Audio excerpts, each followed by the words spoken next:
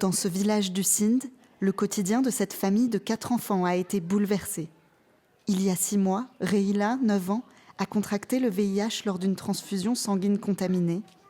150 enfants ont été testés séropositifs dans le district de Mirpurkhas l'année dernière.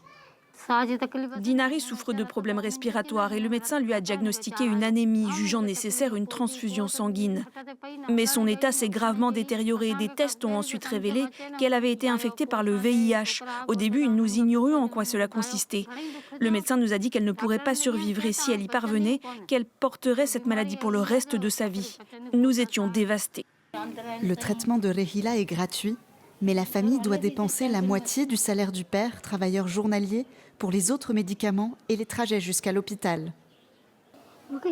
Je ne sors pas de la maison, sinon les enfants me frappent et me disent de rester à l'écart parce que je suis malade.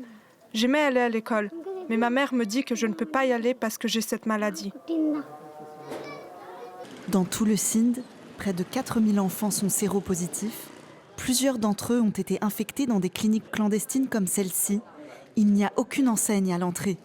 Abdul Karim, 24 ans, étudiant en soins infirmiers, enchaîne les patients, près de 80 par jour. Il n'a ni diplôme ni licence, comme plus de 600 000 praticiens non qualifiés dans la province. Ici, aucun protocole d'hygiène n'est respecté et les seringues sont souvent réutilisées. La consultation coûte 30 centimes d'euros. Les médicaments sont délivrés sans ordonnance. Les vrais médecins sont très chers, ils demandent des honoraires élevés. Les villageois sont pauvres, doivent payer le transport et se voient prescrire des médicaments coûteux. Mais les praticiens autodidactes comme nous demandent des honoraires très bas et les médicaments sont inclus dedans. C'est pour cette raison que les gens préfèrent venir chez nous. Au Pakistan, 290 000 personnes vivent avec le VIH, mais seulement 23% connaissent leur statut et à peine 15% bénéficient d'un traitement.